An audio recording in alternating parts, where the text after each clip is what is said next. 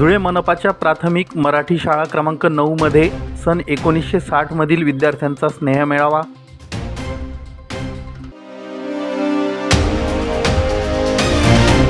पाटबंधारे विभाग आणि धुळे महानगरपालिकेत खासदार डॉक्टर शोभा बच्छाव यांची नियोजन बैठक।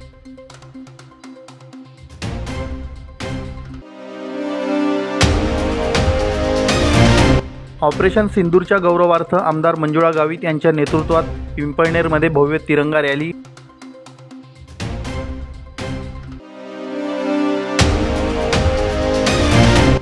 सुमित पवार यांच्या प्रयत्नातून बाळापूर गावात 1.5 कोटींच्या विकास कामांचं भूमिपूजन व लोकार्पण।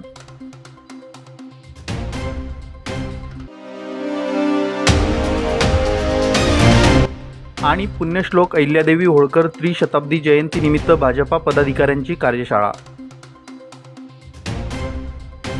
धुळे शहरातील धुळे मनपाच्या प्राथमिक मराठी शाळा क्रमांक 9 मध्ये सन 1960 मधील माजी विद्यार्थी स्नेहमेळावा आयोजित करण्यात आला होता।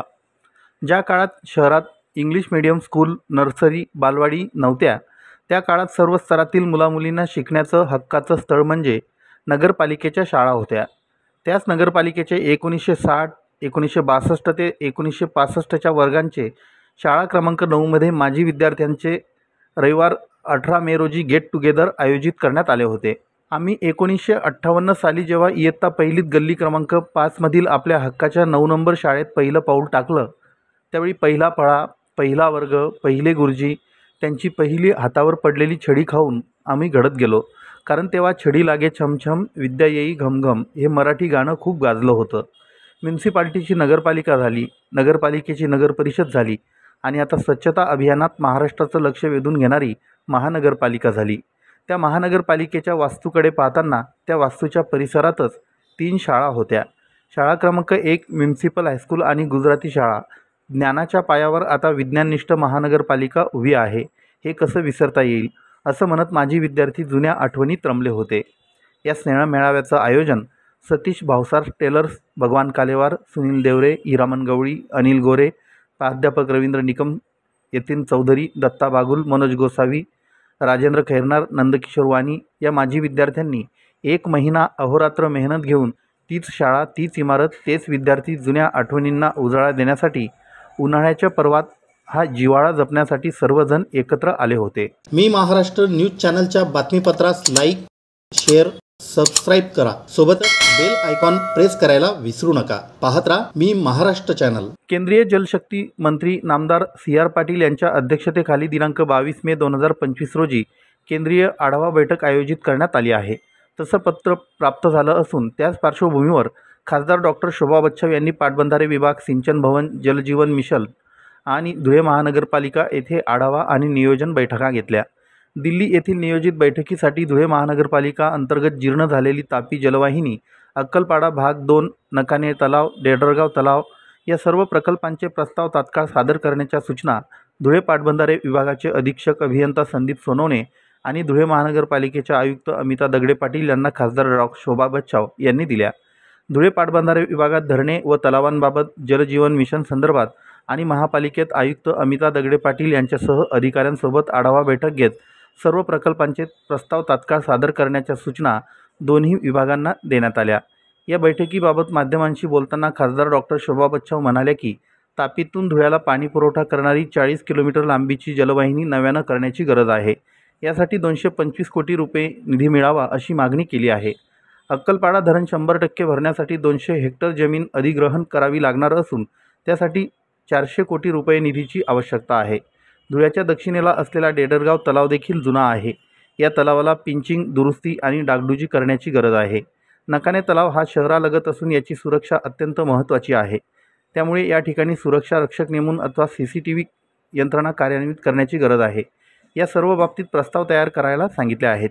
बैठकीला पाटबंधारे विभागात झालेल्या बैठकीत पाटबंधारे विभागाचे अधीक्षक अभियंता संदीप सोनवणे, कार्यकारी अभियंता अमरदीप पाटील, PG पाटील, उपमुख्य कार्यकारी अभियंता कपिल सोनार, उपविभागीय अधिकारी चेतन महाले आणि धुळे महानगरपालिकेत झालेल्या बैठकीत आयुक्त अमिता दगडे पाटील, मनपाचे सचिव मनोज वाघ, उपायुक्त शोभा बाविस्कर, उपअभियंता चंद्रकांत उगले, किशोर सुडके, NK बागुल, राजेश गोसावी, लक्ष्मण पाटील, उपअभियंता प्रदीप चव्हाण, मधुकर निकुंबे, संजय मोरे, काँग्रेसचे सचिव युवराज करंकाळ, महाराष्ट्र प्रदेश काँग्रेसचे नेते रमेश श्रीखंडे, साबिर शेख, राष्ट्रवादी काँग्रेसचे शहराध्यक्ष रणजित भोसले, शिवसेना धुळे जिल्हा प्रमुख अतुल सोनवणे, काँग्रेसचे ज्येष्ठ नेते पितांबर महाले, सुनील शिंदे, विशेष कार्याधिकारी निलेश काटे, स्वीय सहाय्यक आवेश पठाण, मयूर देवरे, प्रेम पाटील आदी उपस्थित होते. केंद्रीय जलशक्ती मंत्री सन्मान्य सी आर पाटील साहेब यांनी 22 तारखेला मीटिंग बोलवलेली आहे. त्या मीटिंगमध्ये जलशक्ती विषयावरती ज्या खासदारांनी विषय त्यांचे मांडलेले आहेत, तर त्या संदर्भामध्ये ही मीटिंग आहे.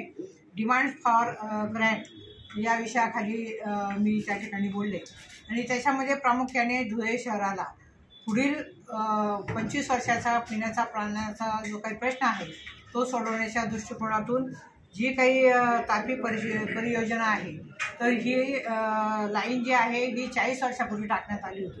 तापी नदीवरून साधारणतः 35 ते 40 किलोमीटर ते अंतर आहे. ही पाईपलाईन जुनी झाल्यामुळे याच्यामध्ये लिकेजेस वाढलेले आहेत आणि त्याच्यामुळे पूर्ण क्षमतेने त्या ठिकाणी पाणी येण्यास अडथळा होतो. तर ही नव्याने पाईपलाईन टाकण्यासाठी PMKSY निधी उपलब्ध करून द्यावा अशी मी त्या ठिकाणी मागणी केली.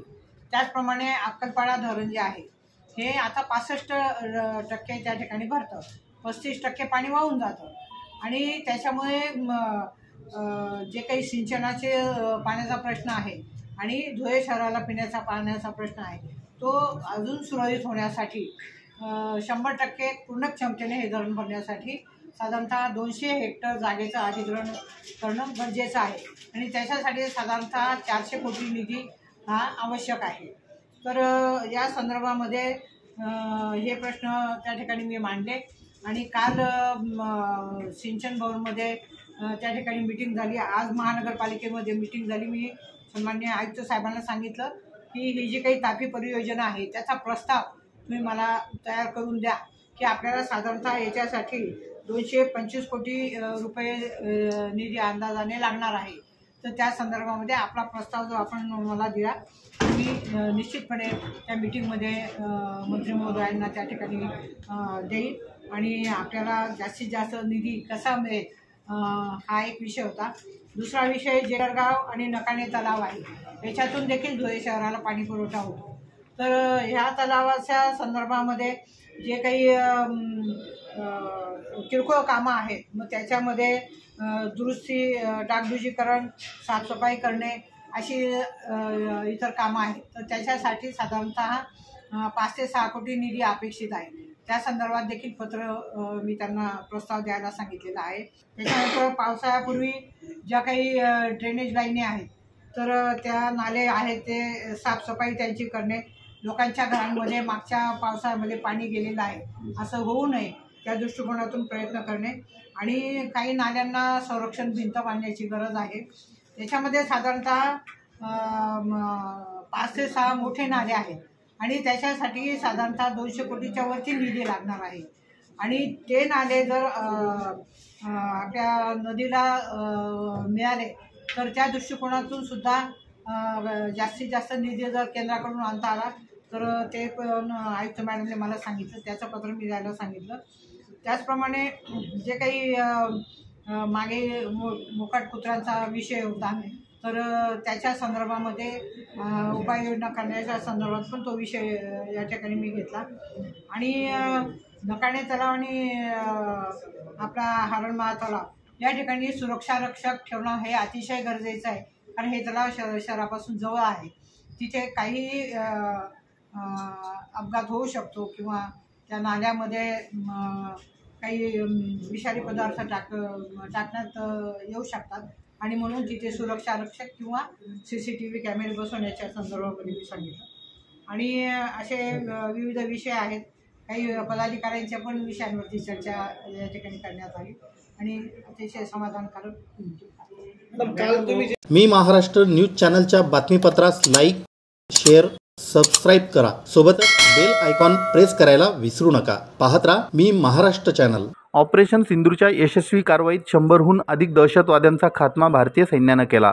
पाकड्यांच्या ड्रोन व मिसाईल हल्ल्यांना निष्प्रभ करीत सर्जिकल स्ट्राईकमध्ये पाकड्यांचे 9 एअरबेस उद्ध्वस्त करून 3च दिवसात पाकिस्तानला गुडघे टेकायला लावणाऱ्या भारतीय सैन्य दलाचं मनोधैर्य वाढवावं व त्यांनी यशस्वी केलेलं ऑपरेशन सिंदूरचा गौरव व्हावा यासाठी साक्री विधानसभेच्या आमदार मंजुळा गावित यांच्या नेतृत्वात भव्य तिरंगा रॅलीचं आयोजन पिंपळनेर शहरात करण्यात आलं होतं। धुळे जिल्हा शिंदे गट शिवसेना प्रमुख तुळशीराम गावित, उपशिवसेना प्रमुख ॲडव्होकेट ज्ञानेश्वर एखंडे, साक्री विधानसभा प्रमुख संभाजी अहिरराव, दैवेलचे माजी उपसरपंच व शिवसेना नेते अमोल सोनवणे यांनी या रॅलीचं आयोजन केलं होतं। रॅलीमध्ये सर्व अंगणवाडी सेविका, मदतनीस, आरोग्य विभाग कर्मचारी, महसूल विभाग कर्मचारी, ग्रामपंचायत कर्मचारी व जिल्हा परिषदेअंतर्गत येणाऱ्या विविध विभागांचे कर्मचारी सहभागी झाले होते। यावेळी डीजेवर देशभक्तीपर गीतांचा आवाज पिंपळनेर पंचक्रोशीत दुमदुमत होता। वंदे मातरम, पाकिस्तान मुर्दाबादच्या घोषणा तसेच जय जवान जय किसान अशा अनेक घोषणा देत कालिका माता मंदिरापासून रॅली सुरू होऊन बसस्टँड परिसर, बाजारपेठ परिसरातून रॅली काढण्यात आली। यावेळी DYSP संजय बांबळे, API जयेश खलाने, PSI विजय चौरे, भूषण शेवाळे, गृहरक्षक दलाचे जवान, वनविभागाचे जवान व पिंपळनेर पोलीस दलाच्या जवानांनी चोख बंदोबस्त ठेवला होता। मी महाराष्ट्र न्यूज चॅनलच्या बातमीपत्रास लाईक, शेअर, सबस्क्राईब करा। सोबतच बेल आयकॉन प्रेस करायला विसरू नका। पाहत राहा मी महाराष्ट्र चॅनल। धुळे शहराजवळील बाळापूर गावात रविवार दिनांक 18 मे रोजी 1.5 कोटी रुपयांच्या विकास कामांचं भूमिपूजन व लोकार्पण माजी केंद्रीय संरक्षण राज्यमंत्री डॉक्टर सुभाष भामरे, आमदार अनुप अग्रवाल आणि बाळापूर गावातील ज्येष्ठ नागरिकांच्या हस्ते करण्यात आलं। ग्रामस्थांच्या मागणीनुसार तसेच प्रलंबित कामांविषयी अनेक तक्रारी गेल्या अनेक दिवसांपासून येत होत्या। यासाठी अमित पवार आणि राष्ट्रवादी युवक काँग्रेस जिल्हाध्यक्ष तथा जिल्हा नियोजन समिती सदस्य सुमित पवार यांनी सातत्यानं पाठपुरावा केल्याने माजी मंत्री डॉक्टर सुभाष भामरे आणि आमदार अनुप अग्रवाल यांच्या माध्यमातून विविध विकास कामांसाठी 1.5 कोटी रुपयांचा निधी मंजूर करून घेण्यात आला। या कामांचं भूमिपूजन व लोकार्पण समारंभ रविवारी संपन्न झाला। या कामांमध्ये बाळापूर गाव अंतर्गत रस्ता करणे, आदर्श एकता नगर येथे कॉन्क्रीट रस्ता करणे, अमरधाम जवळील कोळी नाला फरशी लोकार्पण, बोरसेनगर येथे कॉन्क्रीट रस्ता करणे, आदर्श एकता नगर येथे कॉन्क्रीट रस्ता करणे व बंदिस्त गटार करणे इत्यादी कामांचा समावेश आहे। या प्रसंगी गावातील ज्येष्ठ नागरिकांसह तरुण मंडळी उपस्थित होते। जे काही लोकार्पण आणि काही नवीन कामांचं भूमिपूजन या ठिकाणी आयोजित केलेलं आहे, त्याबद्दल मी सुमित भाऊंचं मनापासून अभिनंदन करतो। याआधी बाळापूरमध्ये आपण भरपूर कामं केली,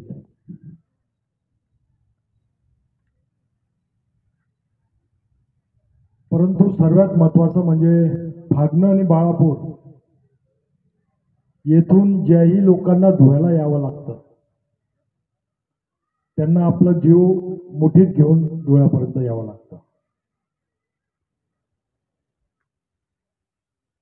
सिंगल रस्ता आहे, पण तुमच्या माहितीसाठी सांगतो का वन टाइम इम्प्रूव्हमेंटमध्ये हा कॉन्क्रीटचा धुळ्यापासून म्हणजे पारोळा चौफुलीपासून तर फागण्याच्या अंमळनेर चौफुलीपर्यंत 4 लेनिंगचा रस्त्याचं DPRचं काम चालू झालेलं आहे। तो रस्ता पूर्ण चौपदरीकरण 4 लेन होणार आहे, त्याचं DPRचं काम चालू झालेलं आहे। आदरणीय गडकरी साहेबांनी त्या कामासाठी DPRला मंजुरी सुद्धा दिलेली आहे आणि DPR बनवायचं काम सुद्धा चालू झालेलं आहे। बाबासाहेबांच्या आशीर्वादाने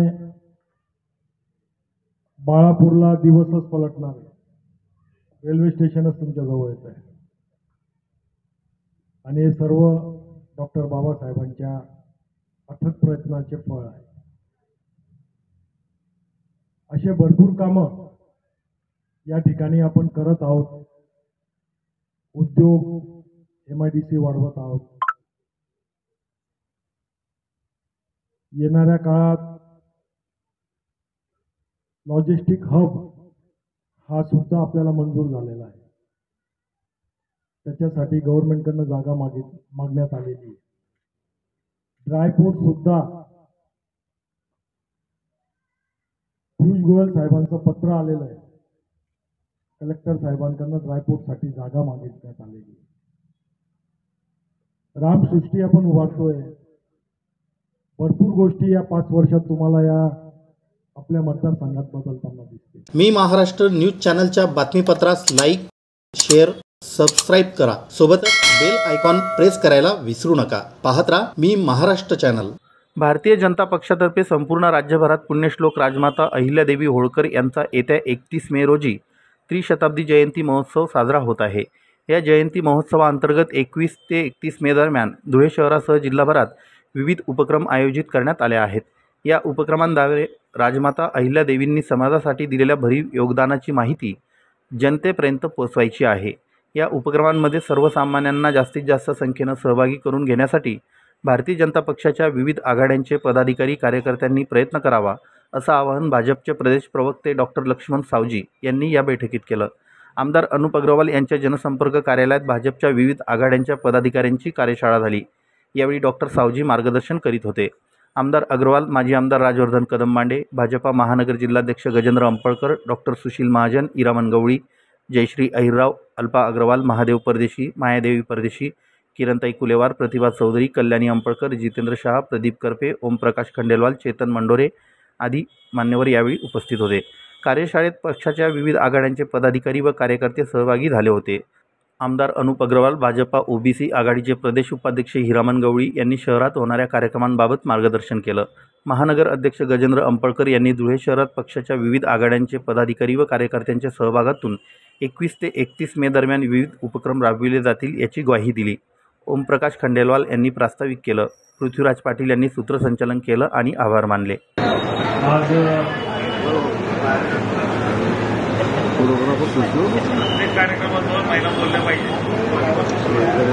21 ते 31 तारीख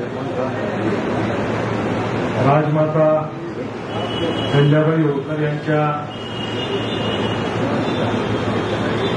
300व्या जयंतीनिमित्त आपण या ठिकाणी सर्वजण कार्यशाळेला उपस्थित झालो।